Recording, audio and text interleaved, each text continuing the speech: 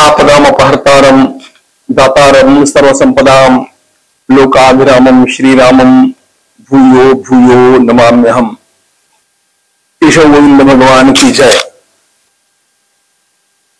महाराष्ट्रातल्या सळा बेटावरील परमपूज्य प्रातस्मरणीय योगराज सद्गुरु श्री गंगागिरी महाराज यांची कीर्ती मी लहानपणापासून ऐकत आलेलो आहे।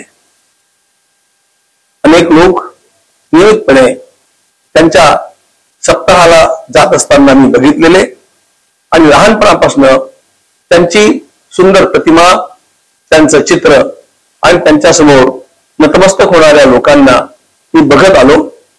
या सद्गुरु गंगागिरी महाराजांच्या बद्दल असलेली अपार श्रद्धा ही माझ्याही अंतःकरणामध्ये घर करून राहिली।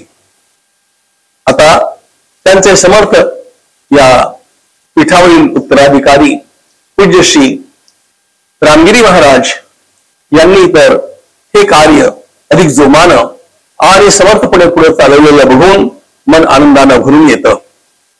सुमारे 2 शतकं पूर्ण करत आलेल्या या उपक्रमाला काय वर्णन त्याचं करावं हे कळत नाही, पण खरोखर संतांची वाणी, योगांचा प्रसाद आणि भगवंताची कृपा काय चमत्कार करू शकते हे आपणाला यातून दिसतं।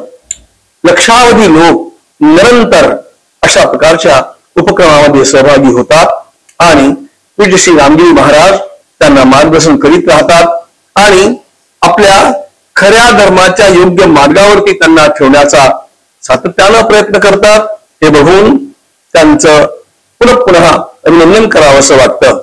मला खरोखर अशा त्या उपक्रमाला वेळीच माझ्या शुभकामना पाठवणं आवश्यक होतं, पण मी सतत कामामध्ये आहे, रोज मी प्रवासात आहे आणि त्यामुळे विलंबानं का होईना परंतु या उपक्रमानिमित्त पूज्य श्री महाराजांच्या चरणी माझे शतशः प्रणाम आणि जे भाविक यामध्ये सहभागी झालेत, ज्यांनी याला सहकार्य केलं त्या सर्वांचं खूप खूप अभिनंदन।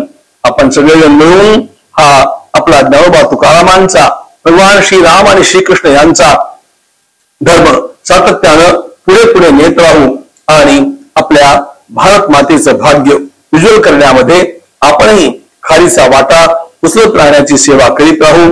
अशा प्रकारची शक्ती तो परमात्मा आपल्या सर्वांना देवो अशी त्या भगवत चरणी प्रार्थना। ज्ञानेश्वर महाराज की जय। पुंडलिक वरदा हरि विठ्ठल, श्री ज्ञानदेव तुकाराम, पंढरीनाथ भगवान की जय।